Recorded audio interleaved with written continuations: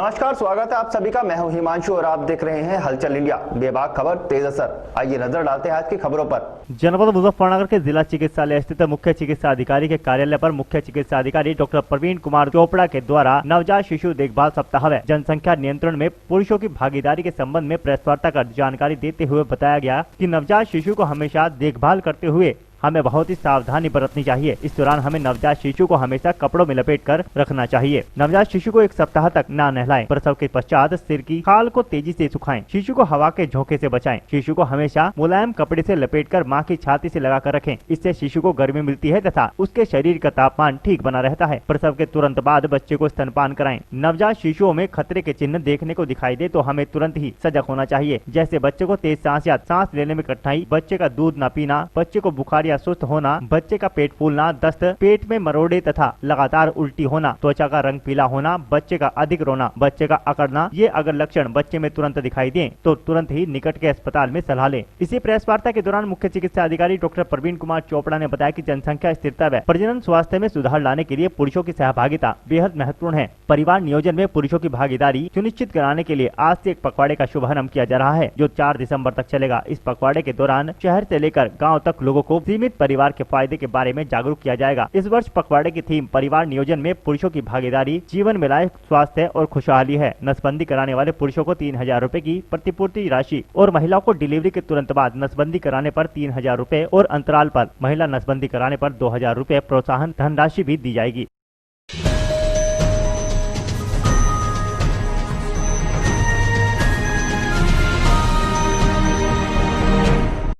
MLC स्नातक चुनाव को लेकर जनपद मुजफ्फरनगर के अंदर सरगर्मियां बढ़ गई हैं। वहीं एमएलसी स्नातक चुनाव के प्रत्याशी जितेंद्र गौड़ व कांग्रेसी नेता सोमांश प्रकाश ने अंसारी रोड स्थित मार्केट में चुनाव कार्यालय का उद्घाटन फीता काटकर किया। वहीं कांग्रेसी नेता जुनैद रऊफ व हरेंद्र त्यागी सहित वरिष्ठ कांग्रेसी नेताओं ने फूल माला पहनाकर एमएलसी प्रत्याशी जितेंद्र गौड़ का भव्य स्वागत किया। वहीं जितेंद्र गौड़ ने कहा कि मेरी पहली प्राथमिकता मेरे जो वोटर हैं उनको पेंशन, उनके लिए आवास योजना व उनके लिए एक हब का निर्माण कराना होगा। मैं जो भी वायदे कर रहा हूँ वह धरातल पर काम करेंगे। मैं जितेंद्र कुमार गौड़ एमएलसी स्नातक प्रत्याशी हूं और आज चुनाव कार्यालय का शुभारंभ किया जा रहा है मुजफ्फरनगर में। यहाँ इनके आज के मुख्य अतिथि हैं हमारे सोमांश प्रकाश जी, पूर्व विधायक, और पूर्व मंत्री सैयद जुमा जी इसकी अध्यक्षता कर रहे हैं कार्यक्रम की। इसमें सभी वर्गों के, पूरे सभी समाजों के लोग यहाँ पर उपस्थित हुए हैं और हम इस चुनाव में हमारा उद्देश्य है कि हम युवाओं के लिए काम करें। यहाँ पर हमारे मंडल में किसी भी जनपद में एक भी राजकीय इंजीनियरिंग कॉलेज नहीं है। राजकीय इंजीनियरिंग कॉलेज की स्थापना की जाए, राजकीय मेडिकल कॉलेज बनाए जाएं, राजकीय पॉलिटेक्निक कॉलेज बनाए जाएं, स्कूल पॉलिटेक्निक बनाए जाएं और यहाँ पर एक आईटी हब होना चाहिए हमारे मंडल में, जिससे कि हमारे जो बच्चे हैं जो बीटेक करते हैं वो बाहर ना जाएं बल्कि अपने ही मंडल में उनको रोजगार मिल सकें। ऐसा हमारा प्रयास रहेगा। साथ ही जो शिक्षा मित्र हैं उनका तुरंत से समायोजन किया जाए और कर्मचारी शिक्षकों की पुरानी पेंशन नीति बहाल की जाए।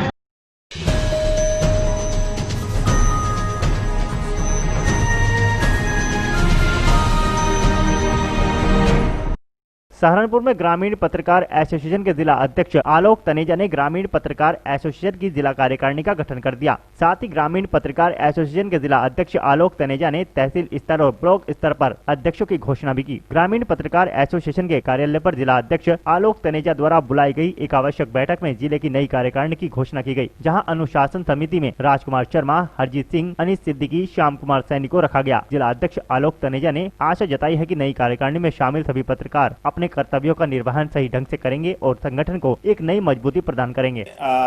आज जो है ग्रामीण पत्रकार एसोसिएशन की इकाई जो जनपद इकाई है और उसके साथ 11 ब्लॉक और 5 तहसील और 2 इंडिपेंडेंट इकाई है हमारी देवबंद और चिल्काना, इनकी घोषणा की गई है।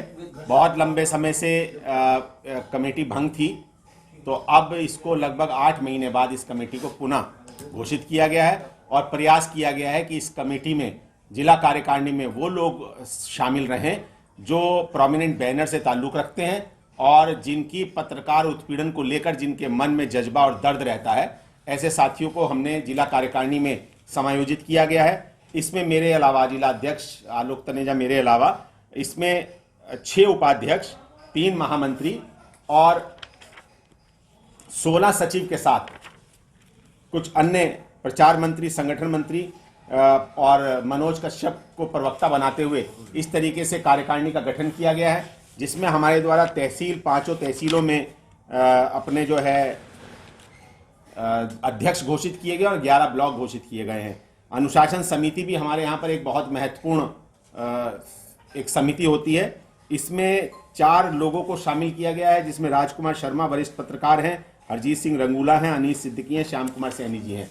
इस तरीके से हम लोगों ने एक बड़ी कार्यकारिणी घोषित की है और इन सब लोगों से हम लोगों ने अपेक्षा की है, जितनी भी कार्यकारिणी में लोग आए हैं उनसे हमने अपेक्षा की है कि वो पत्रकार उत्पीड़न के खिलाफ जो आवाज़ है उसको बुलंद रखें। और इसके साथ पूरी जिला कार्यकारिणी को बहुत बहुत बधाई। और मैं एक बार आपको कार्यकारिणी इस तरीके से भी दिखाना चाहूँगा। ये कार्यकारिणी हमारी घोषित की गई है और सभी लोगों ने आज करतल ध्वनि से पूरी कार्यकारिणी का स्वागत किया है और मैं उम्मीद रखता हूँ कि सब लोग सक्रिय होकर पत्रकार उत्पीड़न के खिलाफ आवाज़ बुलंद करेंगे और लेखनी को कुंद नहीं होने देंगे, धारदार बनाकर रखेंगे। कितनी भी प्रॉब्लम आती है पूरे प्रदेश में जहां पत्रकार उत्पीड़न की घटनाएं होती हैं, उस पर अपनी आवाज को बुलंद रखेंगे। अभी हाल ही में भारत समाचार और एक अन्य चैनल के खिलाफ फतेहपुर में FIR दर्ज की गई है, अकारण FIR दर्ज की गई है। हम भारत समाचार चैनल के खिलाफ, जो पत्रकारों के खिलाफ FIR दर्ज हुई है फतेहपुर में, उसकी घोर निंदा करते हैं और उत्तर प्रदेश के मुख्यमंत्री और महामहिम राज्यपाल से मांग करते हैं कि तत्काल प्रभाव से उनके खिलाफ जो FIR दर्ज हुई है उसको तत्काल प्रभाव से उसको खत्म किया जाए और पत्रकारों के सम्मान को लौटाया जाए।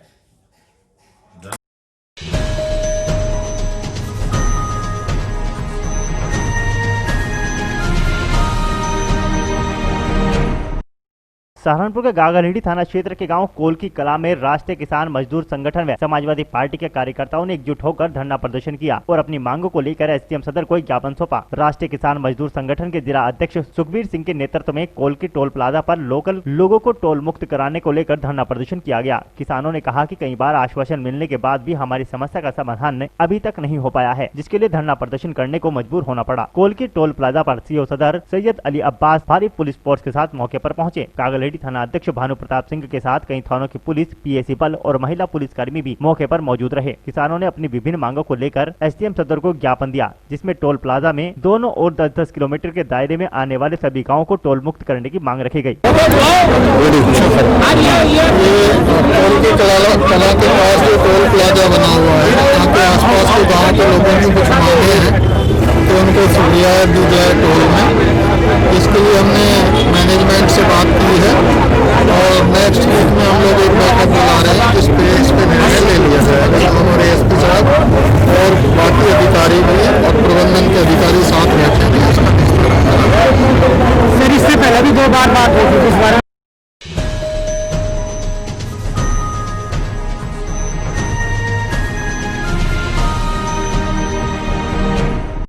मुजफ्फरनगर के कुकड़ा के पीड़ित परिवार ने जिलाधिकारी कार्यालय पहुंचकर युवती की बरामदगी को लेकर ADM से गुहार लगाई। जनपद मुजफ्फरनगर के जिलाधिकारी कार्यालय पर पहुंचे नई मंडी थाना क्षेत्र के गांव कुकड़ा निवासी पीड़ित परिजनों ने युवती की बरामदगी को लेकर ज्ञापन ADM राजस्व को सौंपा, जिसमें उन्होंने कहा कि उनकी लड़की को अल्पसंख्यक समाज के युवकों द्वारा लव जिहाद के चलते अपने जाल में फंसाकर अपहरण कर लिया गया है, जिसको लेकर उन्होंने नई मंडी थाने में मुकदमा भी दर्ज कराया है, लेकिन उसमें पुलिस कोई कार्रवाई नहीं कर रही। परिजनों ने कहा कि जल्द ही उनकी युवती को बरामद किया जाए।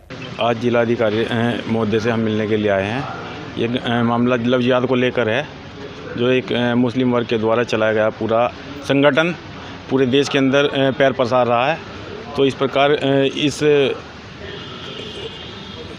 नीति का शिकार एक हिंदू समाज की लड़की आज गांव कुकड़ा से हुई है, जिसको मुस्लिम समाज के कुछ लोगों ने परिवार सहित है ना पहला फुसलाकर उस लड़की को भगाने उकसाने का काम किया है। ये महिलाओं की सुरक्षा को लेकर नारी शक्ति अभियान भी चाहिए, क्या कहना चाहते हैं? बस यही निवेदन करना चाहते हैं कि इस प्रकार से जो इस प्रकार के संगठन है, जो इस प्रकार से हिंदुस्तान के अंदर काम कर रहे हैं लव जिहाद वाले मामले लेकर, इनके खिलाफ सख्त से सख्त कार्रवाई होनी चाहिए और इस प्रकार के लोगों को किसी भी सूरत में बख्शा नहीं जाना चाहिए। इन्हें व इनके परिवार, इनके सहयोगियों को, सभी लोगों को उचित दंड मिलना चाहिए। क्या लड़की से पहले से नहीं जानती थी? लड़के को उनके पास में रहता था, पता नहीं था कि मुस्लिम है क्या? नहीं, जानकारी होगी मगर अभी मामला जानकारी में नहीं है ना। मामला तो केवल ये है कि अभी तो केवल अपहरण के बेस पे मुकदमा दर्ज कराया है। पुलिस ने क्या कार्रवाई अब तक इसमें? पुलिस का कहना है कि निरंतर जांच चल रही है और लड़की की ढूंढ जारी है। तो क्या चाहते हैं आप लोग? हम लोग तो यही चाहते हैं कि इस प्रकार के लोगों को कठोर से कठोर दंड मिले और लड़की हमारी बरामद होनी चाहिए और आगे से ऐसी कार्रवाई इन लोगों के खिलाफ हो, पूरे संगठन के खिलाफ हो, इनके सहयोगों के खिलाफ हो कि आगे से भविष्य में कभी भी किसी प्रकार से हिंदू समाज की लड़की को बहलाने फुसलाने का काम ये लोग ना कर पाएँ।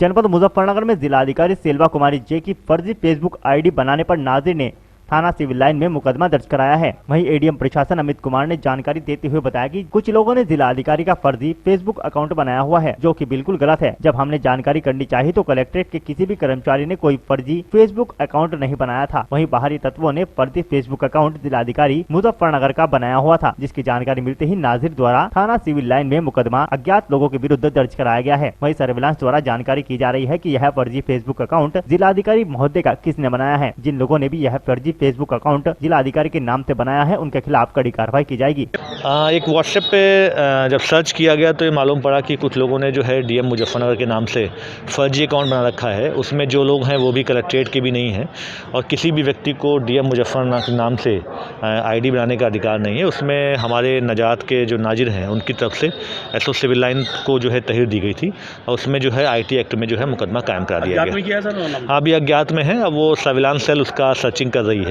किस तरह कार्रवाई होगी सर? अब अगर इसमें अगर फेक आईडी किसी ने बनाई होगी तो उसमें मुकदमा तो हो चुका है, गिरफ्तारी भी उसमें, चार्जशीट लगेगी उसमें।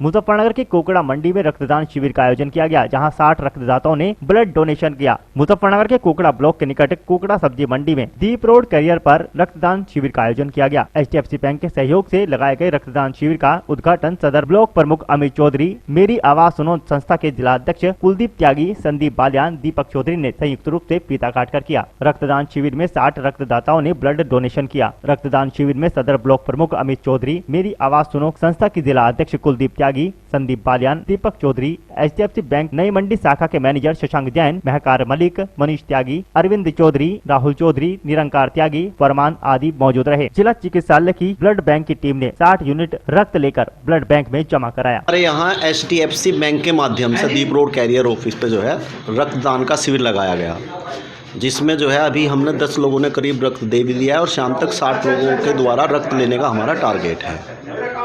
ये कार्यक्रम कब तक चलेगा आपको? ये शाम के करीब 5 बजे तक चलेगा। इसमें कोई मुख्य अतिथि वो जो अमित राठी, कोकड़ा ब्लॉक प्रमुख, जिनके द्वारा शुभारंभ किया गया इतना काट कर, और ये रक्तदान महादान ये हमने शुभारंभ कर दिया आज से, और हम प्रयास करेंगे कि हर 6 महीने में हम अपने यहाँ ये शिविर लगवाएं।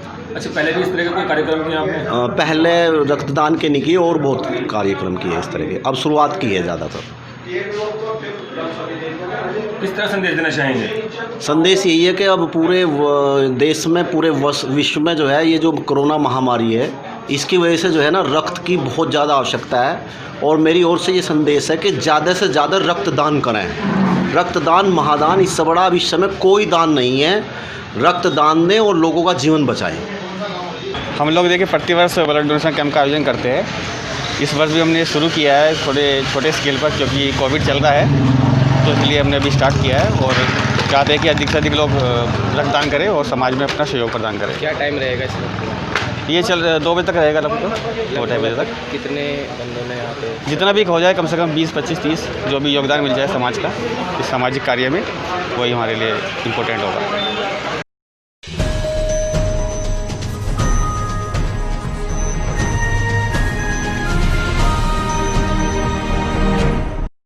जनपद मुजफ्फरनगर के सरबट रोड कच्ची सड़क से कालीपुत्र कालीचरण महाराज की शिष्या ममता त्यागी समाज सेविका के सौजन्य से प्रभात फेरी का आयोजन किया गया। कार्तिक मास के पावन पर्व पर महिलाएं कच्ची सड़क से शिव चौक तक झूमती गाती पैदल यात्रा करते हुए पहुंची। यह कार्यक्रम 25 तक प्रभात फेरी के रूप में चलाया जाएगा, जिसमें प्रभात फेरी कच्ची सड़क से शिव चौक तक पहुँचने पर आरती की जाएगी। आज की आरती वरिष्ठ समाज सेवी देवराज पवार के द्वारा की गयी। साथ ही ममता त्यागी समाज सेविका ने पटका व प्रतीक चिन्ह देकर उन्हें सम्मानित किया। कार्यक्रम में ममता त्यागी, पंडित दिनेश भारद्वाज, पूनम शर्मा सभासद, मंजू त्यागी, सोनिया वालिया आदि दर्जनों महिलाएं मौजूद रही। परमेश्वर काली पुत्र कालीचरण महाराज जी, उन्हीं की कृपा से आज ये प्रभात फेरी की शुरुआत हुई है। मुझे हिम्मत और शक्ति दें। मेरी यही प्रार्थना है कि जिस मार्ग पे मुझे मेरे गुरु जी ने लगाया है, उस मार्ग पे मुझे शक्ति और हिम्मत देते रहें, ताकि मैं धर्म के कार्य के लिए एक नई जागरूकता सभी के अंदर प्राप्त हो और एक ऐसा हमारा अपना ग्रुप बने, ऐसे धर्म की भावना जागे। मेरे गुरु परमेश्वर की कृपा से वो दिन दूर नहीं है कि परम पिता इस मुजफ्फरनगर में भी बहुत जल्दी पधारेंगे। आज दक्षिण भारत की तरफ जगह जगह यात्रा करके मेरे परम पूज्य कालीपुत्र कालीचरण महाराज जी धर्म का प्रचार कर रहे हैं। वो दिन बहुत जल्दी आएगा, मेरे मुजफ्फरनगर में भी आएंगे। प्रभात फेरी कहाँ से निकाली है? प्रभात फेरी हमने इंदिरा कॉलोनी से कच्ची सड़क से शिव मूर्ति तक निकाली है। आज इसका क्या उद्देश्य है? इसका उद्देश्य यही है कि जैसे मंदिरों में आज स्नान करके ये जो परम कार्तिक स्नान चला है, कार्तिक स्नान करके जो मंदिरों में जाके हम लोग प्रार्थना करते हैं, भजन कीर्तन करते हैं, कार्तिक स्नान करते हैं, और जब प्रभात फेरी निकाल के पद यात्रा करते हैं, इसको महात्म स्नान कहते हैं। तो कार्तिक और महात्म दोनों ही स्नान के उससे ये प्रोग्राम किया है। तो ये आपका कार्यक्रम कब तक चलेगा? ये हमारा 21 से लेके 25 तारीख तक 5 दिन तक चलेगा। प्रभात फेरी कंटिन्यू निकलेगी? कंटिन्यू, हाँ जी, सब उनकी प्रभु की कृपा है। और हमारे पुरोहित जी आपको बताएंगे बाकी। ओम काली। भगवान शिव जो है, जो हमारे 3 आदि देव हैं, ब्रह्मा विष्णु महेश, उसमें संहार के जो है देवता माने जाते हैं। और जब तक संहार नहीं होगा, जब तक पुरानी चीज़ें नष्ट नहीं होगी, नवनिर्माण नहीं हो सकता। तो नवनिर्माण के भी देवता हम अगर भगवान शिव को कहें तो कोई अतिशोक्ति नहीं होगी। भगवान शिव ऐसे देवता हैं जो कि बहुत अति प्रसन्न हो जाते हैं, और जिन्होंने बड़े बड़े वरदान जो है दे दिए, और उसके बाद जो है उससे जो है उन लोगों का कल्याण हुआ। और जब वो लोग अपने अहंकार में वो हुए, तो फिर उन्हें भस्मासुर जैसे असुर को भी भस्म करना पड़ा था। आज भगवान शिव का जब तीसरा नेत्र टूटता है, उसी समय प्रलय की स्थिति होती है, और उस प्रलय से पुनः निर्माण होता है। तो हम भगवान शिव को सदैव स्मरण करते रहें। जब कोई मंत्र काम नहीं आता, जब शिव का जो संकट मोचन मंत्र होता है वो काम आता है, और जो महामृत्युंजय मंत्र होता है वो शिव भगवान का काम आता है। तो हम भगवान शिव को में सदैव रमन करते रहें, उनके चरणों में बैठे रहें, उनकी कृपा करते रहें। उन्हीं से उत्पन्न आदि देव भगवान गणेश भी जो है हमारे मंगल कार्यों को पूर्ति करते हैं, और पूरे विश्व में भगवान गणेश को प्रथम पूजा जाता है। तो जिनके पुत्र की इतनी महत्व हो, तो उस भगवान शिव का कितना महत्व होगा। उनकी कोई उत्पत्ति को हम जान नहीं पाते हैं, क्योंकि उनका जन्म नहीं हुआ है। वो साक्षात सदा सदा से ही हैं, सदा सदा ही वो रहते रहे हैं, और वो ज्योति पुंज है। तो उनको हम, और इसमें ही नहीं, हमारे मुस्लिम धर्म में भी जो आदम हव्वा है, जो आदम को माना जाता है, वो भगवान शिव का ही रूप है। तो भगवान शिव जगह जगह पूरे विश्व में विराजित हैं। उनके मंदिर जो है कंबोडिया, लाओस और जगह जगह पाए जाते हैं। तो आइए हम भगवान के शिव जी के चरणों में रमन करते हुए अपने जीवन को सफल बनाएं। और आज मातृशक्ति ने जो यहाँ आयोजन करके ये बहुत सुंदर एक परिपाटी डाली है, इसे भगवान चलाते रहें। और मैं उन्हें साधुवाद देना चाहूँगा, और उनके गुरुजी को भी नमन करना चाहूँगा कि उन्होंने इतने सुंदर आयोजन कर हम लोगों में सद्प्रेरणा और सद्भावनाएँ और सद्विचार भरने का कार्य किया।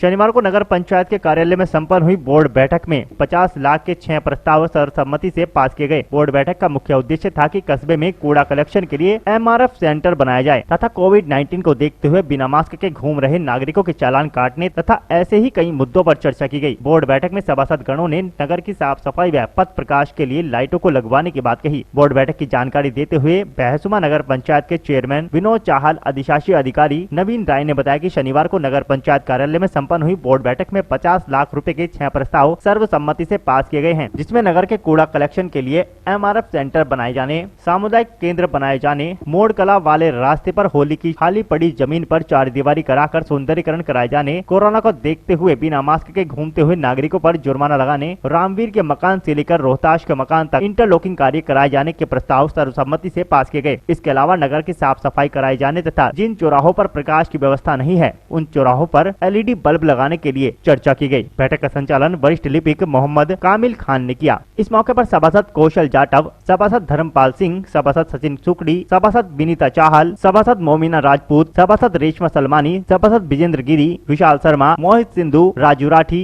नामित सभासद हरि सिंह, राजकुमार गुज्जर, सभासद पति बिंदर चाहल, महबूब आलम आदि मौजूद रहे।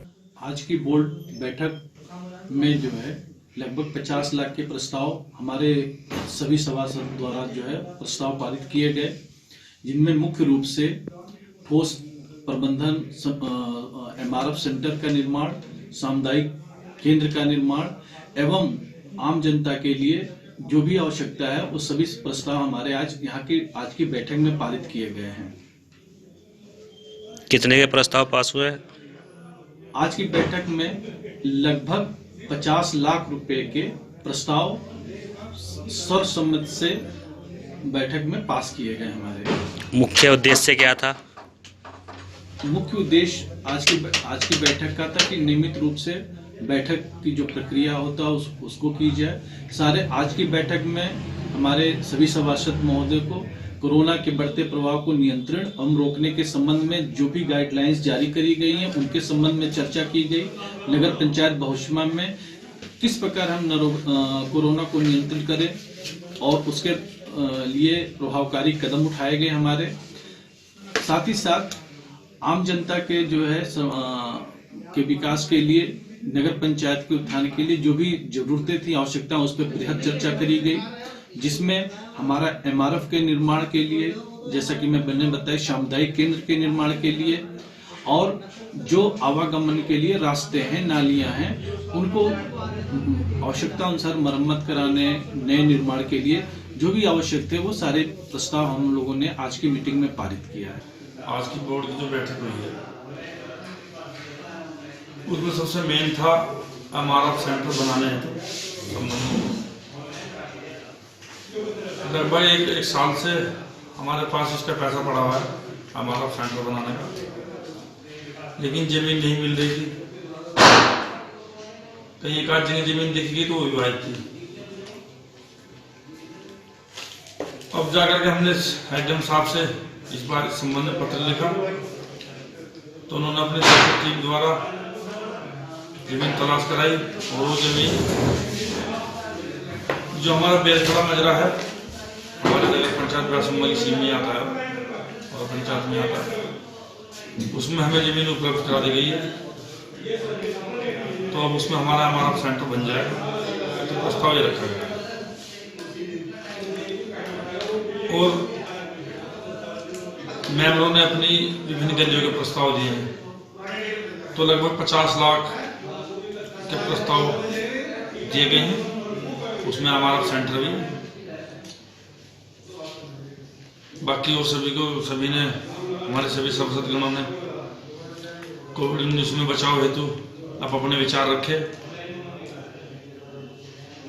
और ये मास्क लगाए बिना, कोई भी यदि व्यक्ति मास्क लगाए बिना कस्बे में बाजार में घूमता मिलता है तो उसका 200 रुपये का चालान काटा जाए। तब रखे सभी प्रस्ताव पूर्ण सहमति से पास किए गए। आज की बोर्ड बैठक संपन्न होती है।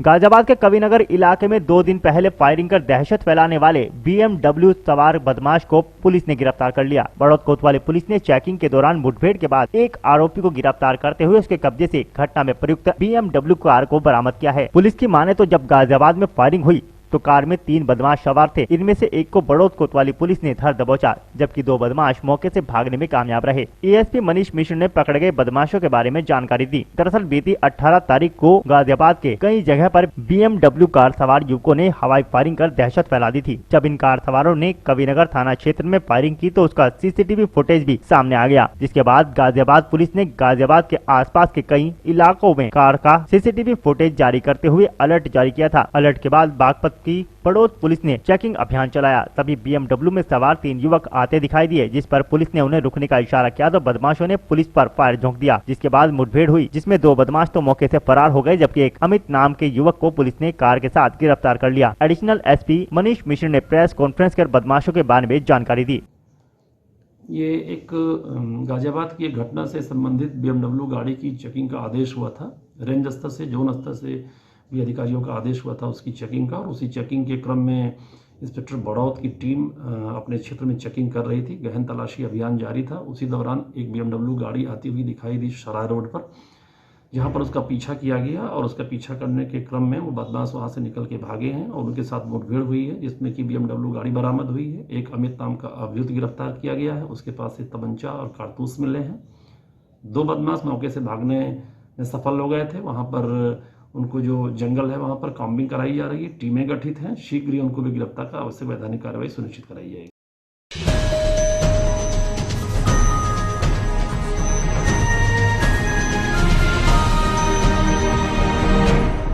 मुजफ्फरनगर जनपद के चरथावल विकास खंड के गांव कुटेसरा में आयोजित पंचायत में भारतीय किसान संगठन के संस्थापक सदस्य ठाकुर वेदपाल सिंह सहित सैकड़ों लोगों ने किसान यूनियन के शीर्ष नेतृत्व में आस्था जताते हुए भारतीय किसान यूनियन का दामन थाम लिया। युवा जिला अध्यक्ष सत्येंद्र ठाकुर व तहसील सदर अध्यक्ष विकास शर्मा ने ठाकुर वेदपाल सिंह भमेला को भारतीय किसान यूनियन की टोपी पहनाकर सदस्यता ग्रहण कराई।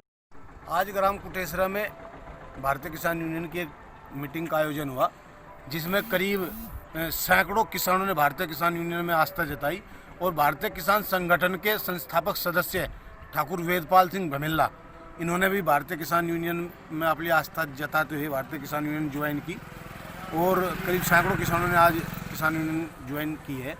मीटिंग में किसानों के मुद्दे छाए रहे, क्योंकि किसानों की जो पर्ची थी बेसिक कोटा के हिसाब से मुंडे में कम कर दी, पेड़ी में और पौधे में कर दी ज़्यादा। किसान बहुत समस्याओं से जूझ रहा है। इन सब को लेकर आज विचार विमर्श हुआ है वहाँ पे, और किसान यूनियन का आज परिवार बढ़ा है।